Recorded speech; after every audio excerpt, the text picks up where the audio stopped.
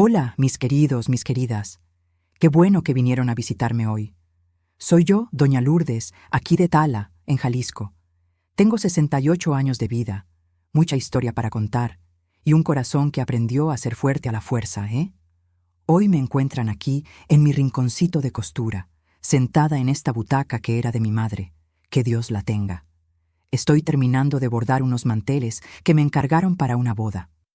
Me gusta bordar porque la aguja va y viene, y una va pensando en la vida. Es un trabajo que calma el alma, ¿saben?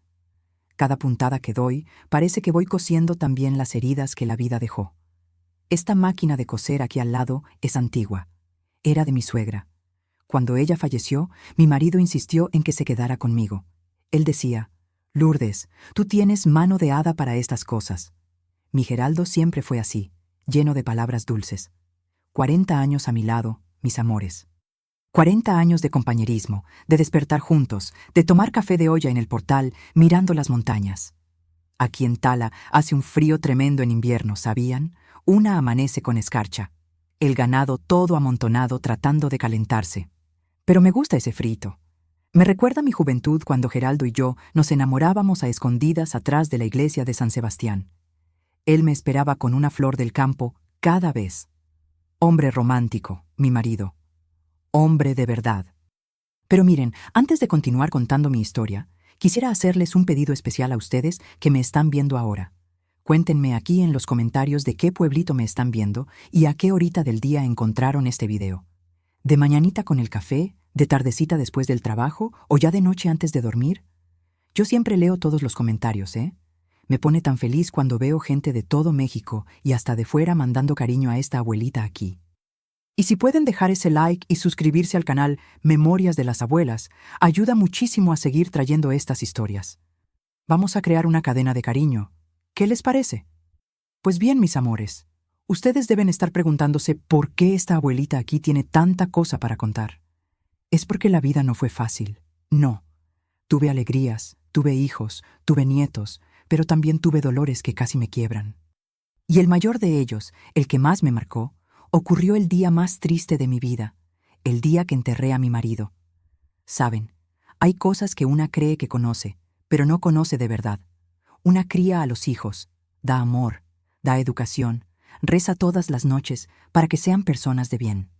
Y entonces, un día, en un momento que menos esperas, la máscara cae y descubres que criaste a un extraño dentro de tu propia casa. Eso fue lo que me pasó en el velorio de mi Geraldo, cuando estaba con el corazón destrozado de nostalgia. Mi hijo mayor mostró quién era realmente. Y lo que vi, mis queridos, lo que presencié en aquel pasillo oscuro de la capilla, eso lo cambió todo. Cambió quién era yo, cambió el rumbo de mi familia, cambió hasta la manera en que veo el mundo.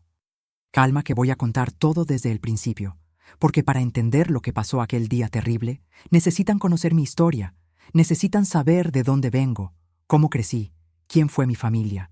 Solo así van a entender el dolor y la fuerza que viven dentro de esta abuelita aquí. Nací en 1956, en un ranchito pequeño en las afueras de Tepatitlán, también aquí en Jalisco. Era una propiedad humilde de gente trabajadora. Mi padre se llamaba Don Tiburcio, hombre serio, de pocas palabras, pero de corazón enorme.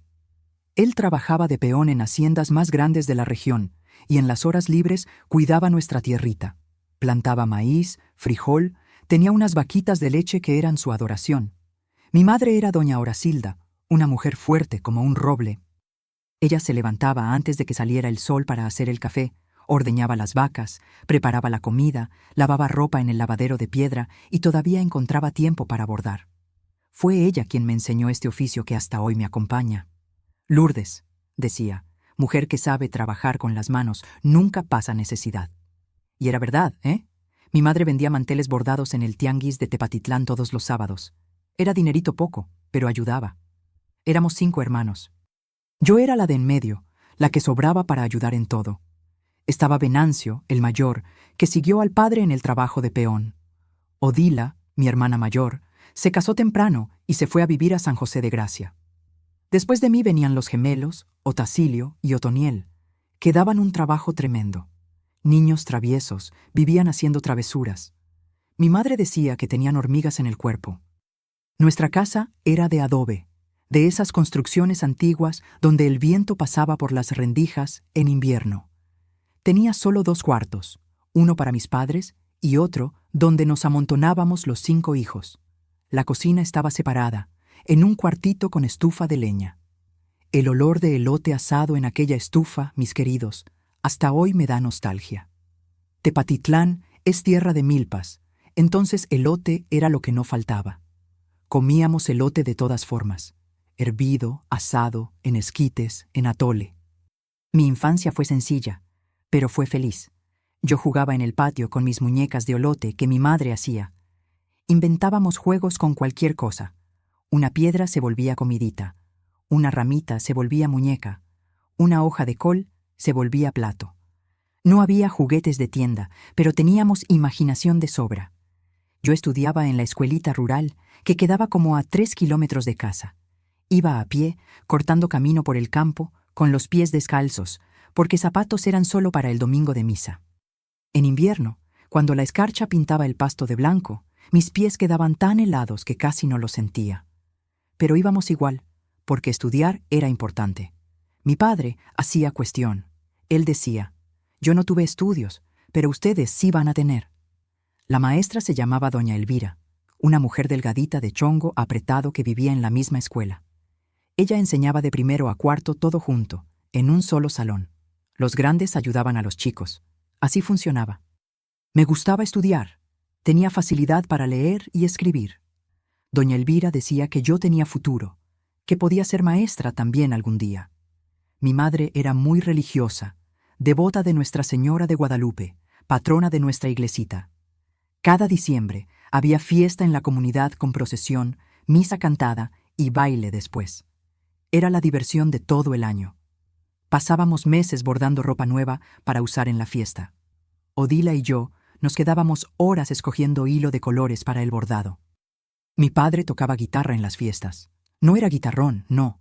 Era guitarra normal de esas de 6 cuerdas que hace ese sonido bonito. Él aprendió solo de oído. Cuando él tocaba, mi madre lloraba de emoción. Ellos se amaban mucho, mis padres. Peleaban a veces como toda pareja, pero al final del día estaban ahí sentados en el portal tomando café juntos. Lo que más me gustaba eran los domingos. Después de misa, toda la familia se reunía para almorzar. Mi madre hacía tinga de res, arroz con frijoles, ensalada de nopales. De postre, cuando había, era jericaya o arroz con leche. Nos sentábamos en la mesa grande de la cocina. Mi padre hacía la oración y después era pura alegría. Los gemelos hacían desorden. Mi padre fingía que iba a regañarlos. Mi madre se reía escondido. No había luz eléctrica en nuestra región hasta que yo cumplí como 10 años. Vivíamos con la luz del quinqué de petróleo. Por la noche, después de cenar, mi madre se sentaba a contar historias. Historias de la Llorona, del Nahual, de tesoros enterrados. Nos daba miedo, pero queríamos oír más. Venancio fingía que no tenía miedo, pero después no quería ir al baño solo. Fue una infancia buena, mis amores. Dura, sí, porque la vida en el rancho no es fácil, pero rodeada de amor. Yo no sabía en esa época que la vida me iba a reservar tanta prueba. Pensaba que iba a crecer, casarme con un buen hombre, tener hijos y vivir tranquila igual que mi madre vivió. Y de hecho, por muchos años, así fue. Pero después vino la tempestad. Los años fueron pasando y yo fui creciendo, volviéndome señorita. En la adolescencia seguía ayudando a mi madre en casa y estudiando lo que podía. En aquella época, para la gente del campo, estudiar hasta 4º grado ya era mucho, pero yo tenía ganas de aprender más. Entonces mi padre buscó la manera de mandarme a Tepatitlán, a casa de una tía, para que continuara los estudios en la secundaria. Fue un periodo bonito de mi vida. Yo vivía con mi tía Gersina, hermana de mi madre, que era viuda y no tenía hijos. Ella me trataba como hija, me enseñó a cocinar platillos más elaborados, a comportarme en el pueblo, porque Tepatitlán era chico, pero para mí que venía del rancho más adentro, parecía una ciudad enorme. En la secundaria conocí a mis mejores amigas, Neusa y Dalva.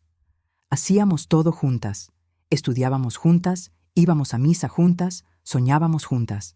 Soñábamos con casarnos, tener casa propia, tener hijos. era el sueño de toda muchacha de esa época. No pensábamos en carrera, en trabajar fuera. Pensábamos en ser buena esposa, buena madre. Fue en esa época que conocí a Geraldo. Yo tenía 17 años y él tenía 21. Él trabajaba en un aserradero en Tala. Era un muchacho serio, trabajador, guapo, alto, moreno, con unos ojos color miel que brillaban. La primera vez que lo vi fue en la fiesta de San Juan. Él vino a sacarme a bailar un son y yo casi me muero de vergüenza, pero acepté. De ese día en adelante, él no me soltó más. Todos los domingos aparecía en casa de mi tía con el sombrero en la mano pidiendo permiso para llevarme a la plaza. Mi tía lo adoraba. Decía que era un muchacho derecho de buena familia. Y lo era. El padre de él era carnicero en el pueblo. La madre era ama de casa. Gente sencilla, honesta. Noviamos 2 años completos. Él me respetó siempre. Nunca intentó nada que no debía. Era un caballero. Cuando cumplí 19 años, él fue a hablar con mi padre allá en el rancho. Pidió mi mano en matrimonio. Mi padre lloró, mi madre lloró, yo lloré, todos lloramos de alegría. Nos casamos en 1975 en una ceremonia sencilla en la iglesita de Tepatitlán. Yo de vestido blanco que mi madre bordó durante 6 meses, él de traje prestado del hermano. Fue el día más feliz de mi vida hasta entonces. Yo tenía 19 años y pensaba que la vida sería color de rosa de ahí en adelante. Nos fuimos a vivir a Tala porque Geraldo consiguió empleo en una maderería de ahí. Tala era más grande que Tepatitlán, tenía más oportunidad. Rentamos una casita chica cerca del centro con un patiecito donde planté mis primeras flores. Geraldo trabajaba todo el día. Yo cuidaba la casa, hacía comida y lo esperaba a que volviera. En el primer año de casada quedé embarazada. La alegría fue tanta que Geraldo lloró cuando le conté. Nació nuestro primer hijo, Rogelio, en 1976. Parto normal, en casa misma, con ayuda de una partera del barrio. Rogelio nació grande, sano, llorando fuerte. Geraldo lo agarró en brazos y dijo: «Este va a ser hombre de verdad como su papá». Yo amé a aquel niño desde el primer segundo. Lo amamanté, lo cuidé. No dormía bien para estar pendiente de él. Pero confieso, mis queridos, que desde chiquito Rogelio era diferente. Tenía un genio fuerte, una terquedad que no era normal. Lloraba de rabia cuando no conseguía lo que quería. Mordía a los otros niños, mentía con una facilidad espantosa. Cuando hacía algo malo y yo le preguntaba, me miraba a los ojos sin pestañear e inventaba una historia tan bien contada que yo casi le creía. Yo le decía a Geraldo: «Este niño necesita mano dura», y Geraldo se la daba. Solo Geraldo conseguía controlar a Rogelio. Cuando el papá hablaba recio, el niño obedecía de inmediato. Parecía que tenía un interruptor que solo el papá sabía accionar. Pero cuando éramos solo él y yo, Rogelio hacía lo que quería, me desobedecía, me contestaba, me miraba con un desprecio que yo no entendía. A veces lo agarraba observándome de lejos, con una frialdad en la mirada que me daba escalofríos, pero yo alejaba esos pensamientos. ¿Qué madre quiere creer que su propio hijo tiene algo malo? 3 años después nació Marlene, mi hija de en medio. Esa era un ángel. Calmada, cariñosa, estudiosa, nunca me dio problemas. Rogelio tenía celos de ella, le molestaba. Escondía sus juguetes. Una vez lo encontré apretando el bracito de ella cuando todavía era bebé.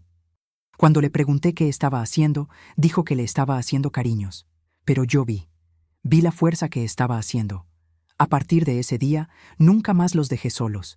Y en 1987, cuando yo ya tenía 31 años y pensaba que no iba a tener más hijos, vino la sorpresa. Paulina, mi hijita menor, nació chiquitita, prematura de 7 meses. Se quedó en incubadora casi un mes. Yo rezaba día y noche para que Dios no se la llevara y Dios escuchó mis oraciones. Paulina creció siendo la consentida del papá. Geraldo babeaba con esa niña, le daba todo lo que pedía, la llevaba a todos lados, le contaba cuentos para dormir todas las noches. Rogelio veía aquello y yo notaba el brillo de odio en sus ojos. Una envidia oscura, pesada, que escondía detrás de sonrisas falsas cuando alguien estaba mirando. Con el tiempo, Rogelio creció. Comenzó a trabajar con el papá en la maderería. Parecía que había madurado, que se había vuelto el hombre de bien. Noviaba, iba a la iglesia, ayudaba en casa cuando le convenía. Pero yo veía cosas, mis queridos. Veía miradas que le daba a Paulina cuando ella recibía regalos. Veía cómo se ponía cuando el papá elogiaba a la hija menor. Veía la rabia contenida cuando ella se sentaba en el regazo de Geraldo. Geraldo no veía o no quería ver. Decía que yo era paranoica, que las madres son así, preocupadas de más. Rogelio es un buen muchacho, repetía. Trabaja derecho, no toma, no fuma. Deberías estar orgullosa. Y yo trataba de estarlo, trataba de creer que mi hijo era buena persona, que esa oscuridad que yo veía en sus ojos era cosa de mi imaginación de madre gallina. Pero mi corazón sabía. Sabía que había algo muy malo ahí. Solo no sabía qué tan malo estaba. Solo no sabía que un día, en el momento más vulnerable de mi vida, aquel niño que amamanté iba a mostrar su verdadera cara. Los años fueron pasando, mis queridos. Rogelio se casó, se separó, se casó de nuevo, se separó de nuevo. Nunca conseguía quedarse con nadie. Las mujeres que pasaban por su vida salían todas con la misma mirada, de miedo, de alivio por haber escapado. Pero él siempre tenía una excusa lista.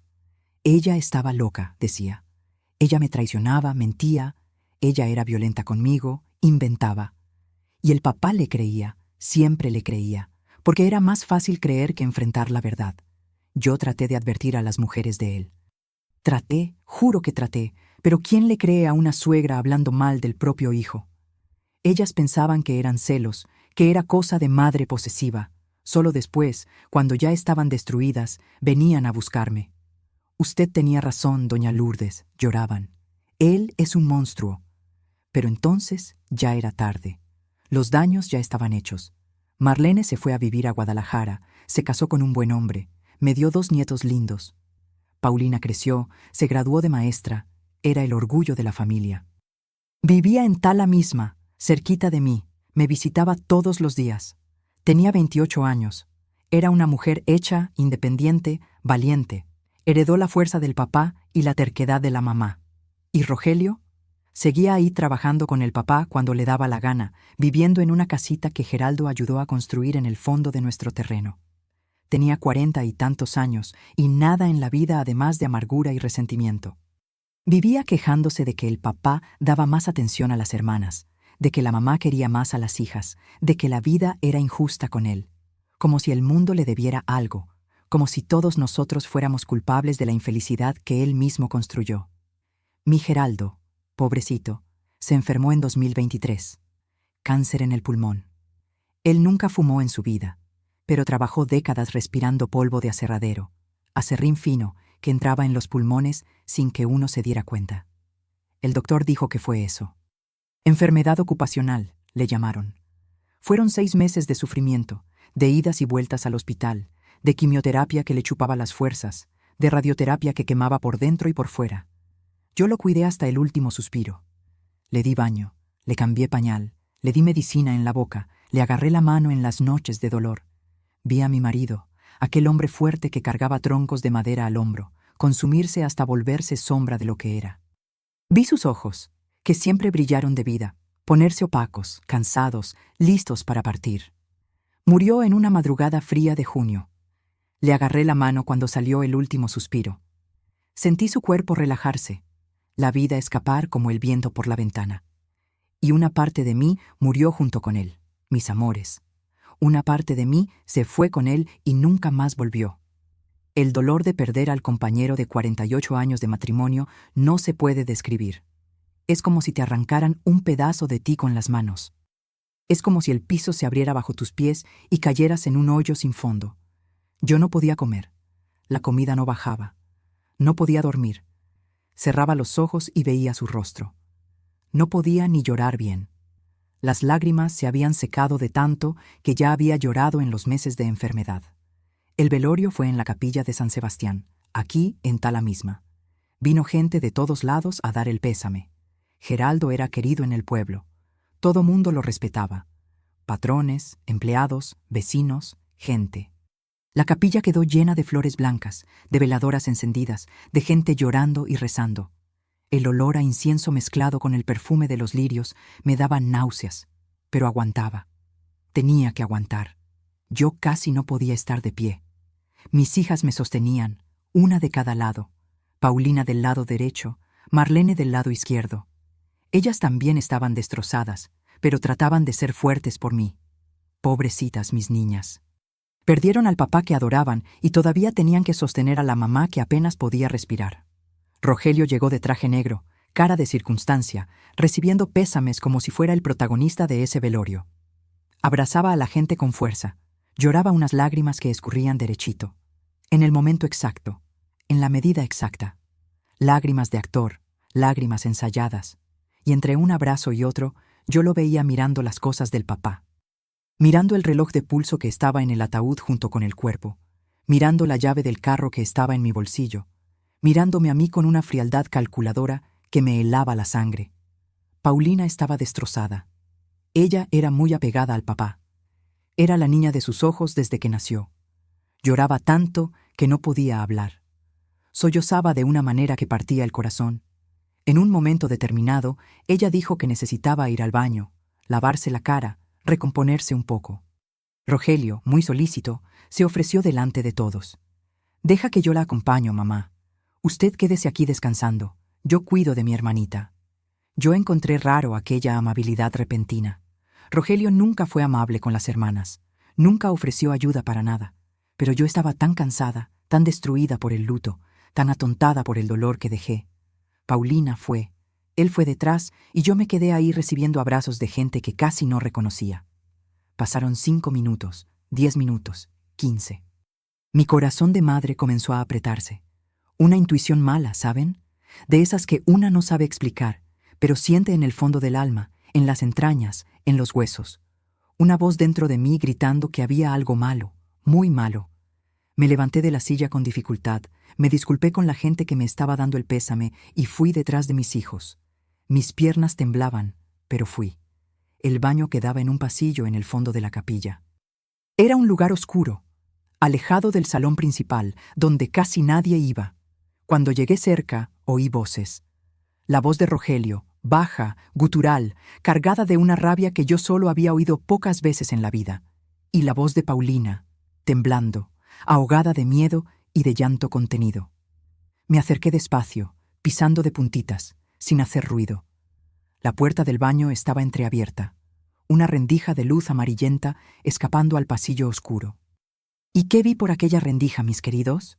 Lo que vi me hizo entender todo, absolutamente todo lo que sospechaba durante 40 años. Todo lo que trataba de negar, que trataba de creer que era paranoia de mi cabeza de madre preocupada. Rogelio tenía a Paulina acorralada contra la pared de azulejos blancos, su dedo levantado, casi tocando su cara, su cuerpo inclinado hacia adelante, invadiendo su espacio, sofocándola con su presencia. Su rostro estaba deformado de rabia, una máscara de odio puro que yo nunca había visto tan claramente expuesta. Era como si todos los años de falsedad se hubieran derretido y solo quedara el monstruo que siempre estuvo ahí abajo. Y él decía, escupiendo las palabras con un veneno que me dio asco: «Se acabó la mamada, tu mimadita inútil». El viejo murió, ¿entendiste? Murió. Ya no hay nadie que te proteja. Ahora el que manda en esta familia soy yo. La casa es mía, el carro es mío, el dinero es mío. Todo lo que era de él ahora es mío, porque yo soy el hombre de la casa. Tú y esa otra vagabunda de Marlene no van a ver un centavo, ni un centavo siquiera. Paulina, mi hija valiente que crié para no bajar la cabeza, trató de hablar con la voz entrecortada. «Rogelio, por el amor de Dios, papá acaba de morir. Su cuerpo está allí en el ataúd. No es hora para hablar de herencia. No es hora para eso». Y él se le fue encima, le agarró el brazo con tanta fuerza que los dedos se hundieron en la carne. Ella gimió de dolor, trató de soltarse, pero él era mucho más fuerte. Él la sacudió, golpeando su espalda contra los azulejos fríos de la pared. El ruido de su cuerpo golpeando la cerámica resonó en el baño vacío. Él se acercó bien cerca de su cara, tan cerca que la nariz casi tocaba, y dijo con una voz de demonio, una voz que no parecía humana: «Si tú o esa vieja chocha intentan quitarme lo que es mío por derecho, acabo con las dos. ¿Oíste bien? Las mato. No le tengo miedo a la cárcel. No le tengo miedo a Dios. No le tengo miedo a nada. Se van a arrepentir de cada centavo que intenten quitarme». Vi a mi hija, mi Paulina, de 28 años, mujer graduada, maestra respetada, temblando de miedo de su propio hermano, como si fuera una niña indefensa. Vi lágrimas gruesas escurriendo por su rostro, corriendo el maquillaje que se había puesto para el velorio del papá. Vi su brazo poniéndose rojo, morado, donde él apretaba con toda la fuerza que tenía, y en ese momento, mis amores, en ese exacto segundo, algo dentro de mí cambió. Cambió de una manera que yo ni sabía que era posible. La viuda débil, destruida por el luto, desapareció y en su lugar surgió una mujer que yo no conocía. Una mujer hecha de rabia, de indignación, de una fuerza salvaje que yo ni sabía que existía dentro de mí. Me quedé paralizada ahí por unos segundos, mis queridos. El cuerpo no obedecía, las piernas no se movían, el aire no entraba en los pulmones. Era como si el tiempo se hubiera congelado, como si estuviera atrapada en una pesadilla de la cual no podía despertar. La escena se repetía frente a mí como una película de terror, pero la película era mi vida, era mi familia, era mi propia sangre haciendo esa monstruosidad. Mi primer impulso fue entrar corriendo a ese baño, gritar hasta romperme la garganta, arrancar a mi hija de las garras de ese monstruo que yo misma había traído al mundo. Quería lanzarme al cuello de él, clavarle las uñas, hacerlo sentir aunque fuera una décima parte del dolor que estaba causando. Pero algo me detuvo. Una vocecita en mi cabeza, tal vez la voz de mi Geraldo desde el cielo diciendo: «Calma, Lourdes, piensa antes de actuar». Yo conocía a mi hijo, lo conocía desde hace 40 años. Conocía su labia, su capacidad de voltear la mesa, de manipular cualquier situación a su favor. Si yo entraba ahí gritando, haciendo escándalo, él iba a soltar a Paulina de inmediato. Iba a poner cara de inocente, de hijo preocupado. Iba a decir que yo estaba fuera de mí, perturbada por el luto, que estaba viendo cosas que no existían. Y la gente le iba a creer. Siempre le creyeron, porque él era bueno en eso. Era especialista en parecer lo que no era. Retrocedí despacio, sin hacer ruido, pegando la espalda contra la pared helada del pasillo. Mi corazón latía tan fuerte que estaba segura de que él podía oírlo. Las piernas temblaban tanto que apenas podía mantenerme de pie. El sudor corría frío por mi espalda, mojando el vestido negro de luto. ¿Qué hacer? ¿Qué hacer? La pregunta martillaba en mi cabeza como campana de iglesia. Estaba sola en aquel pasillo oscuro, una viuda de 68 años, débil, cansada, destruida por meses cuidando a su marido enfermo. Y ahí dentro había un hombre de 40 años, fuerte, violento, sin escrúpulos. Si trataba de enfrentarlo sola, él podía lastimarme también. Podía lastimarnos a las dos, podía hacer cosas peores. Fue entonces que miré hacia el final del pasillo, donde una puerta daba al salón del velorio, y ahí, a través del vidrio opaco, vi la silueta del ataúd de mi marido. Vi las veladoras encendidas alrededor, vi las flores blancas, y pedí, mis amores, pedí con toda la fuerza de mi alma, con toda la fe que todavía quedaba en mí: «Geraldo, mi amor, ayúdame, dame fuerza para proteger a nuestra hija, muéstrame qué hacer, por el amor de Dios, muéstrame el camino». Y la respuesta vino. Vino como un rayo en mi mente, como si el propio Geraldo hubiera susurrado en mi oído. Me acordé de mi hermano Venancio. Venancio, que se había vuelto sargento de la policía estatal, que tenía 30 años de experiencia lidiando con gente violenta. Él estaba ahí en el velorio, había venido de Tepatitlán para darle el último adiós al cuñado que consideraba hermano.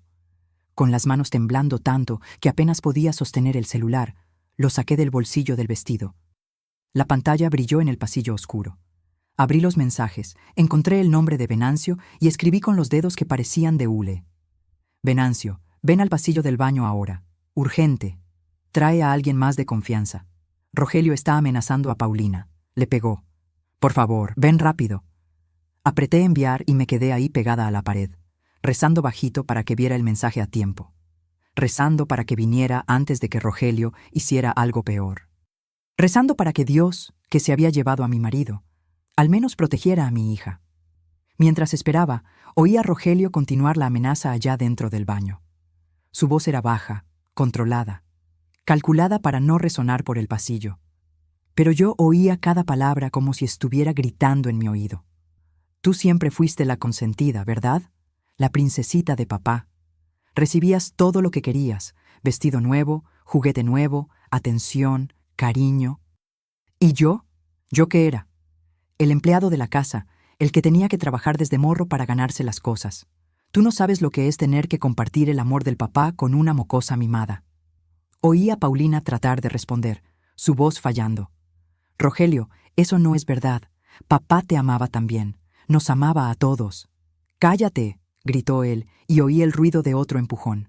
No me interrumpas cuando estoy hablando. Tú no vales nada. Nunca valiste. Una maestrita de escuela pública que gana una miseria. ¿Crees que eres mejor que yo? ¿Crees que mereces algo?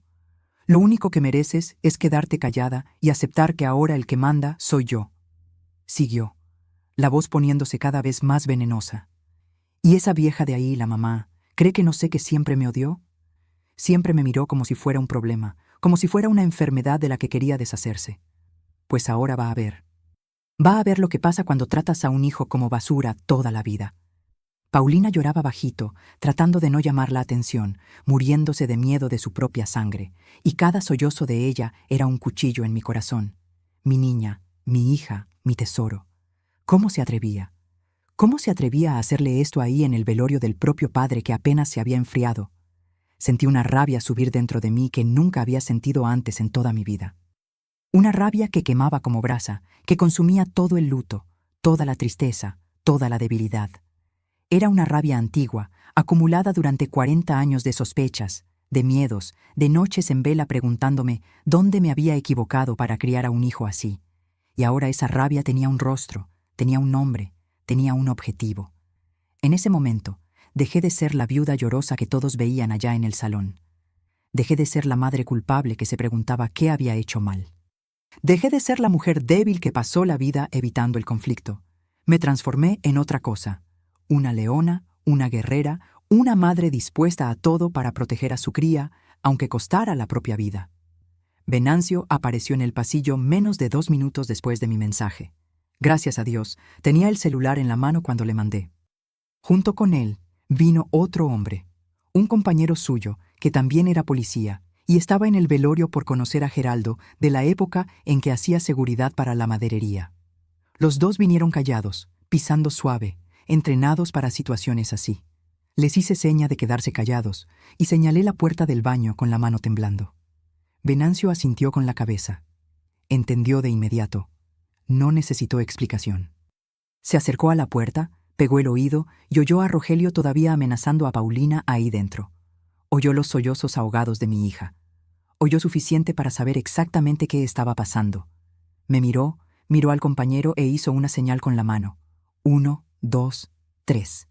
Abrió la puerta de golpe, con fuerza, golpeando la manija contra la pared.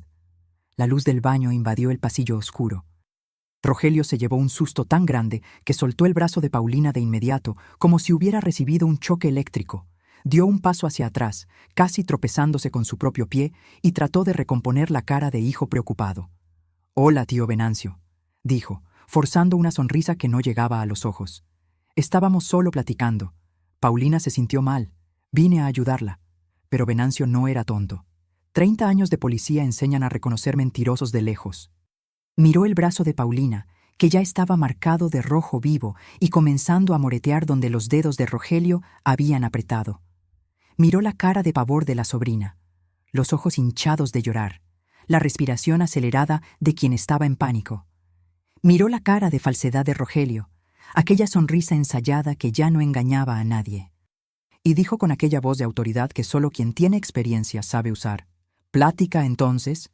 ¿Por qué mi sobrina está llorando así y con marca de mano en el brazo?» Rogelio empezó a tartamudear, la sonrisa marchitándose como flor sin agua. «No es nada de eso, tío. No es lo que parece. Ella es histérica. Solo la agarré porque se iba a caer y a desmayar de tanta emoción». En ese momento entré al baño. Yo, que me había quedado escondida en el pasillo todo ese tiempo. Yo, la madre que él creía que era débil, la viuda que él pensaba que iba a tragar todo callada, como siempre tragó. Entré y planté los pies en ese piso de azulejo, firme como nunca había sido en mi vida. Miré a Rogelio directo a los ojos, sin miedo, sin piedad, sin el menor rastro de la culpa de madre que cargué por tantos años, y dije alto y claro, cada palabra saliendo como piedra: «Se acabó, Rogelio. Vi todo, oí todo. Cada palabra que le dijiste a tu hermana, cada amenaza, cada empujón. Puedes mentirle a todo el mundo, pero a mí ya no me engañas más. Nunca más. Paulina, viendo que estaba segura, corrió a mi lado y me abrazó con fuerza. Enterró la cara en mi hombro y lloró.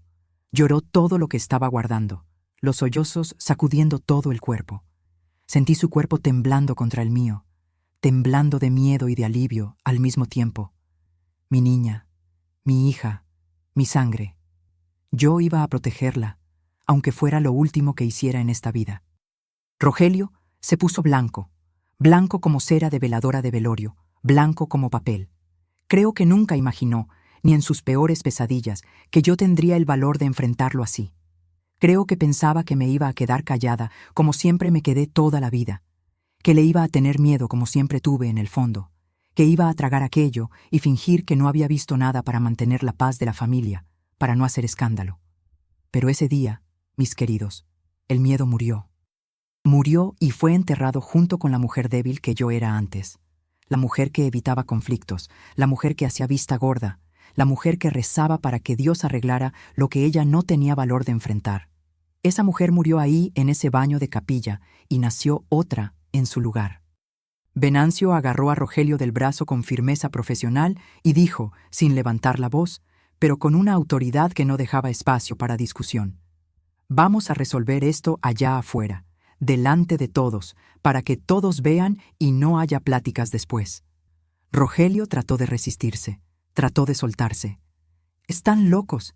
Esto es abuso de autoridad. Yo no hice nada. Es mi palabra contra la de estas dos histéricas».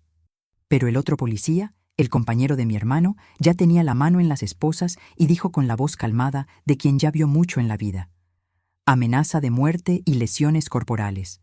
Oí claramente que amenazaste a tu hermana de muerte ahí dentro. Tu mamá es testigo. Tu hermana es víctima. ¿Quieres hacer escándalo? Puedes hacerlo, pero lo vas a hacer en la delegación, esposado. Ahora te vas a quedar calladito y venir con nosotros». Salimos de aquel pasillo en procesión. Yo adelante, sosteniendo a Paulina, que todavía sollozaba en mi hombro. Detrás de nosotras, Venancio y su compañero, cada uno de un lado de Rogelio, sosteniéndolo con fuerza para que no tratara de huir. Rogelio iba arrastrado, resistiendo, tratando de soltarse, pero dos policías experimentados no dejan que un delincuente escape, menos un cobarde que solo sabe pegarle a mujeres. Cuando entramos al salón del velorio, el silencio cayó como una losa de concreto. Todos dejaron de hablar al mismo instante. Todos voltearon a mirar. Los parientes, los amigos, los vecinos, los conocidos del pueblo, todos aquellos rostros conocidos mirando la escena que se desarrollaba frente a ellos, sin entender qué estaba pasando. Y yo, mis amores, yo que nunca me gustó llamar la atención, yo que pasé toda la vida evitando confrontaciones y guardando las apariencias, me paré en medio de aquel salón lleno, al lado del ataúd de mi marido, con mi hija agarrada a mí, y hablé fuerte para que todos oyeran. Mi voz salió firme, como no sabía qué podía ser. Quiero que todos aquí sepan quién es Rogelio de verdad. Este hombre que ustedes creen que es un buen hijo, que estaba ahí llorando lágrimas de cocodrilo y recibiendo pésames como si fuera una persona decente, acaba de amenazar a su propia hermana en el baño de esta capilla. Le apretó el brazo con tanta fuerza que le dejó marca morada. La empujó contra la pared. Dijo que iba a acabar con ella y conmigo si no le dábamos todo lo que quería. Todo esto en el velorio del propio padre. Mientras el cuerpo de mi marido, de su padre, está allí todavía caliente, esperando ser enterrado. El silencio que se hizo en aquel salón, mis queridos, no se lo pueden imaginar. Era un silencio tan pesado que se podía oír las veladoras quemándose. Se podía oír el viento allá afuera. Se podía oír los corazones de la gente latiendo de shock. La gente se miraba sin creer lo que estaban oyendo. Algunos se llevaban la mano a la boca, otros movían la cabeza en negación. Rogelio trató de decir algo, trató de defenderse, pero Venancio le apretó el brazo con más fuerza y le ordenó bajo pero firme: «Quédate callado». Yo seguí, mi voz ganando fuerza con cada palabra. Yo pasé 40 años sospechando que había algo malo con este niño. 40 años viendo cosas que no cuadraban, comportamientos extraños, frialdad donde debía haber amor. 40 años tratando de convencerme de que era cosa de mi cabeza, que era paranoia de madre. Su padre, que Dios lo tenga en su gloria, siempre lo defendió, siempre pensó que era exageración mía, preocupación tonta. Pero hoy, El día que estoy enterrando a mi compañero de casi 50 años, finalmente vi la verdad desnuda y cruda. Y no me voy a quedar callada más, nunca más. Paulina tomó valor, sacó la cara de mi hombro, se limpió las lágrimas con el dorso de la mano y habló también. Su voz estaba entrecortada, temblorosa, pero firme. Una firmeza que me llenó de orgullo. Él dijo que me iba a matar. Esas fueron sus palabras. Dijo que me iba a matar si intentaba recibir cualquier cosa de la herencia de papá. Dijo que ahora que papá murió, él es el que manda en la familia. Me sacudió contra la pared del baño. Me apretó con tanta fuerza que pueden ver la marca. Levantó la manga de la blusa y mostró el brazo a todos. Los dedos de Rogelio estaban dibujados en su piel en rojo y morado. 5 marcas claras como una firma de monstruo. Una de las tías de Rogelio, hermana de Geraldo, que había venido de Lagos de Moreno para el velorio, comenzó a llorar fuerte. Dios mío del cielo, ¿cómo es posible? En el velorio del propio padre. ¿Qué criatura es esa? Y fue ahí que las máscaras cayeron definitivamente. Porque cuando la gente comenzó a mirar a Rogelio con asco, con horror, con indignación, él perdió el control que siempre mantuvo tan bien delante de los demás. La fachada de buen hijo, de hombre respetable, se desmoronó como casa de naipes en el viento.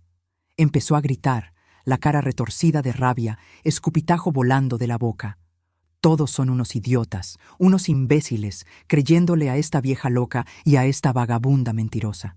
La casa es mía, el dinero es mío, todo es mío. Yo soy el hijo hombre. Yo trabajé toda la vida para ese viejo. Yo tengo derecho. El viejo murió y se llevó la protección de ustedes con él. Ahora van a ver. Venancio no necesitó nada más. Delante de todos aquellos parientes y amigos y conocidos, delante del ataúd del propio padre, esposó a Rogelio. El clic de las esposas cerrándose resonó en el salón silencioso como un disparo. «Estás detenido por amenaza de muerte y lesiones corporales», dijo mi hermano con la voz oficial. «Tienes derecho a permanecer callado. Todo lo que digas puede y será usado en tu contra». Rogelio se debatía como animal atrapado en trampa. Insultaba a todos, escupía de rabia, gritaba improperios que no voy a repetir aquí. Gritaba que iba a demandar a todos, que la familia se iba a arrepentir, que él iba a volver para vengarse de cada uno que estaba ahí. Las venas del cuello le saltaban, la cara estaba roja de furia. Era la cara del monstruo, finalmente expuesta para que todos la vieran. Los parientes miraban horrorizados, algunas mujeres lloraban del susto. Niños se escondían detrás de las madres, con miedo de aquel hombre que gritaba y se debatía. Una de las exmujeres de Rogelio, la última que estaba engañando, que había venido al velorio pensando que iba a impresionar a la familia, salió corriendo de la capilla sin mirar atrás, probablemente entendiendo en ese momento de qué se había salvado. Mientras los policías arrastraban a mi hijo fuera de la capilla, pasando por el pasillo entre las sillas llenas de gente choqueada, me acerqué a él. Llegué bien cerca, tan cerca que podía sentir el olor a sudor de rabia, y dije bien bajo, solo para que él oyera, cada palabra pronunciada con una calma que no sabía que tenía. «Ya no tienes familia, Rogelio. A partir de hoy no tienes madre, no tienes hermanas, no tienes casa. El testamento de tu padre lo deja todo a mi nombre. Tengo el derecho legal de decidir para quién va cada centavo, cada mueble, cada pedazo de tierra. Y tú no vas a recibir nada, absolutamente nada. Tú moriste para mí hoy, hijo mío. Moriste junto con tu padre. La diferencia es que tu padre murió en paz, rodeado de amor, y tú vas a morir solo, rodeado del odio que tú mismo sembraste». Me insultó. Me llamó nombres que no repito. Escupió en mi dirección, pero el escupitajo no me alcanzó. Los policías lo arrastraron puerta afuera, lo metieron en la patrulla que alguien ya había llamado y se lo llevaron. El entierro de Geraldo sucedió 1 hora después, ya sin Rogelio. Fue un entierro triste, como todo entierro es, pero también fue un entierro de liberación del miedo que siempre tuve de mi propio hijo, aquel miedo que no admitía ni para mí misma, liberación de la culpa que cargaba por haber criado a un monstruo, como si la culpa fuera mía del mal que existía dentro de él, liberación de la ilusión que alimenté por 40 años de que él algún día iba a cambiar, iba a convertirse en la persona que rezaba para que fuera. Cuando echaron la última pala de tierra en el ataúd de Geraldo, Cuando la sepultura se cerró para siempre sobre el hombre que amé toda la vida, miré al cielo gris de invierno jalisciense y dije bajito, solo para que él oyera allá donde estaba: descansa en paz, mi amor. Descansa en paz, mi compañero. La familia está protegida. El monstruo se fue. Hice lo que tú no pudiste hacer. Protegí a nuestras niñas. Y allá del cielo, juro que sentí que me abrazaba. Hoy, mis queridos, ya hace más de un año que mi Geraldo partió.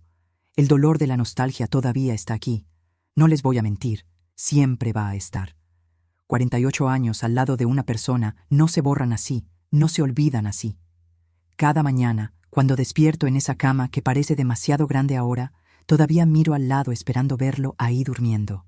Cuando hago café de mañanita temprano, todavía agarro 2 tazas por costumbre, por memoria del cuerpo. Cuando oigo un ruido en la puerta del frente, todavía pienso por un segundo que es él llegando del trabajo, quitándose las botas sucias de aserrín. Pero la vida continúa, ¿no es así? La vida no se detiene porque una quiera. Y aprendí en todos estos meses de viudez que seguir viviendo, seguir de pie, seguir sonriendo cuando se puede, es el mejor homenaje que puedo hacerle a su memoria. Geraldo quisiera verme feliz, quisiera verme fuerte, quisiera verme cuidando a las niñas y a los nietos, como él siempre cuidó. Aquí en Tala, donde vivo desde que me casé jovencita y de donde nunca más salí, armé un grupito de costura en mi casa. Todos los sábados por la tarde, cuando el sol empieza a bajar y el fresquito de la sierra empieza a entrar, unas 6 o 7 vecinas vienen aquí a bordar conmigo. Mujeres como yo, viudas, jubiladas, solas, que necesitan compañía y ocupación para no enloquecerse de soledad. Bordamos manteles, trapos de cocina, fundas, sábanas. Platicamos de la vida, de los hijos, de los nietos, de los dolores y las alegrías de la vejez. Tomamos café con pan de elote, con pan de maíz, con galletas de nata que doña Zulmira trae todas las semanas. Y a veces lloramos juntas cuando la nostalgia aprieta. Y a veces reímos juntas cuando alguien cuenta una historia graciosa. Es una terapia, ¿saben? Mejor que cualquier medicina que el médico receta. Mejor que cualquier pastilla para dormir. Paulina se recuperó del susto.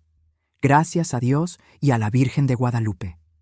El moretón del brazo desapareció en pocas semanas.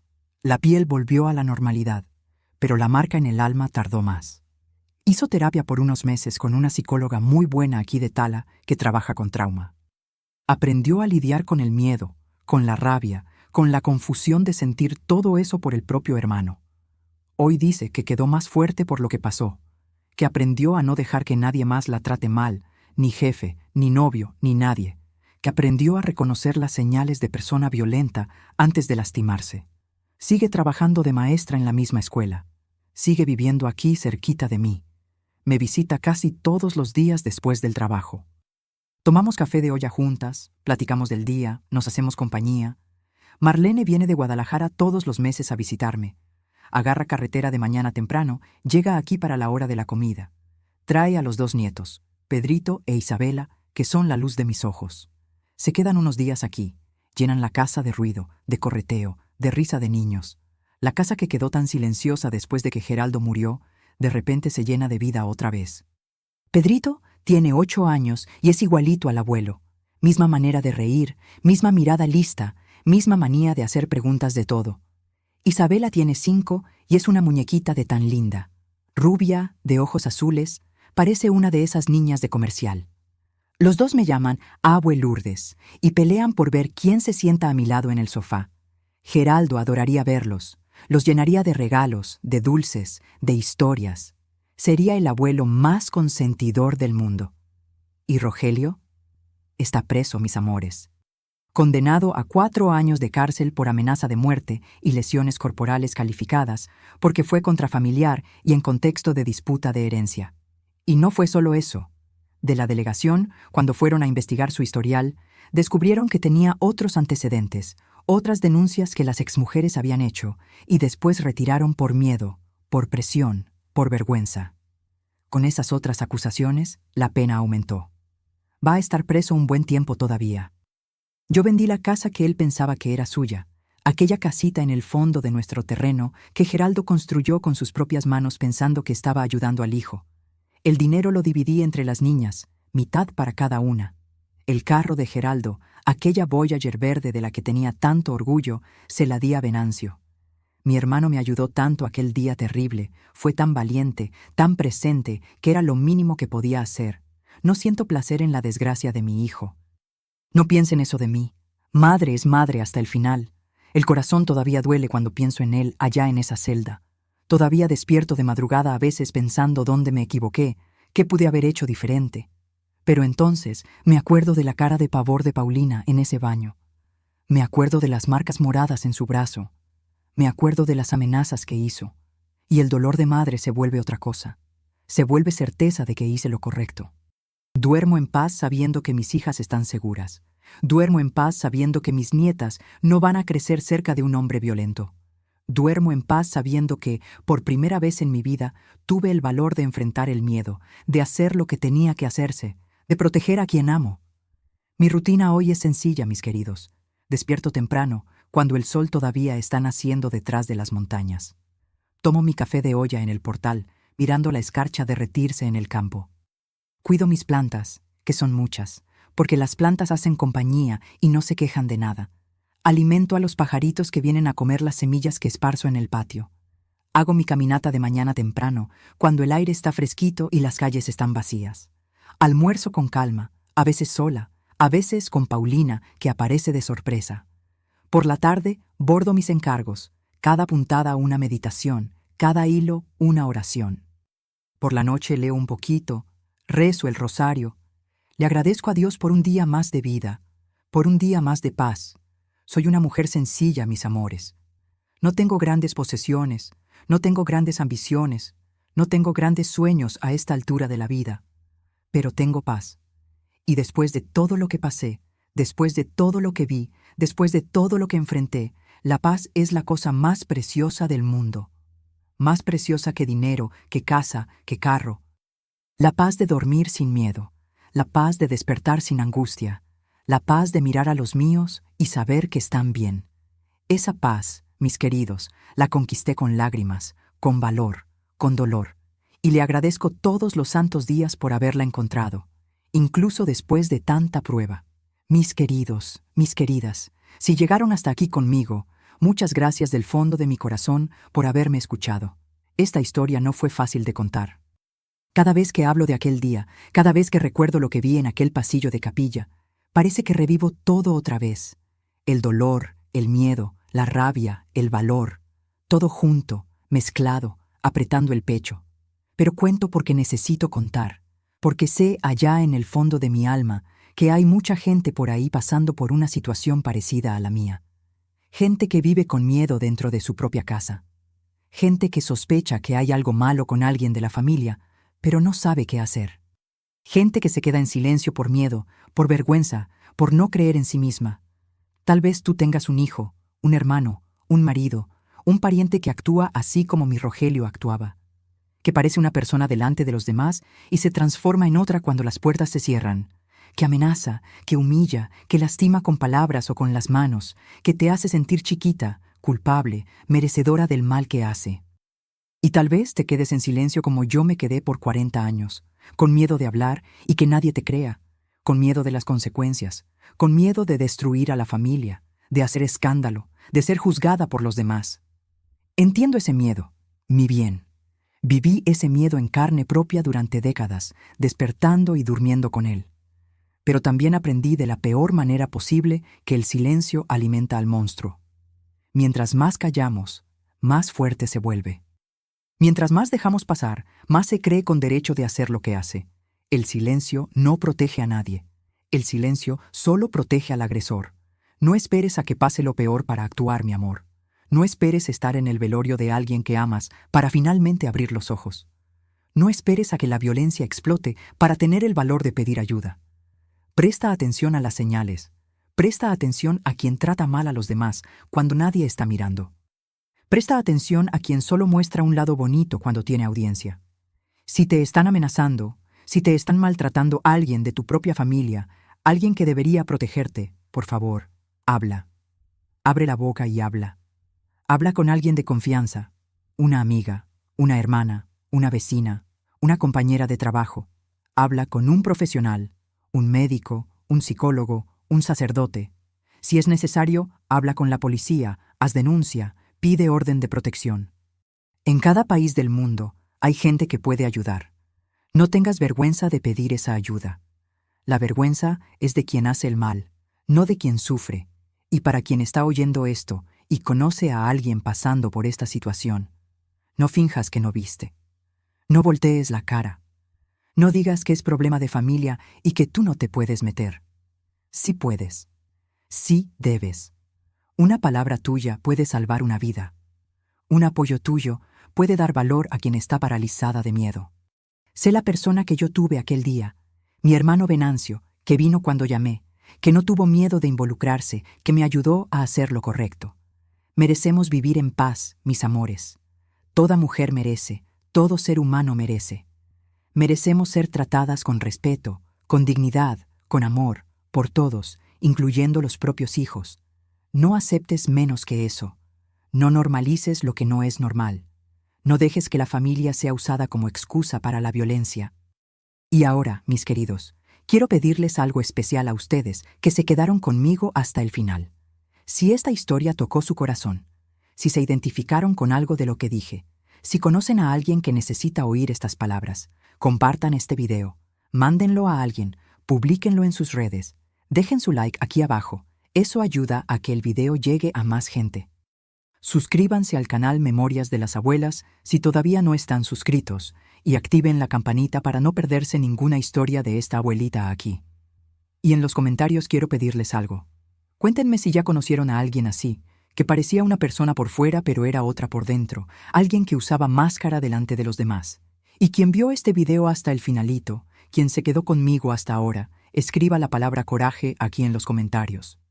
Solo esa palabra para que yo sepa que están conmigo en esta misión de darle voz a quien necesita ser escuchada. Háganlo ahora, mi bien. No esperen ni un minuto más. Cada like, cada compartida, cada suscripción ayuda a llevar este mensaje más lejos.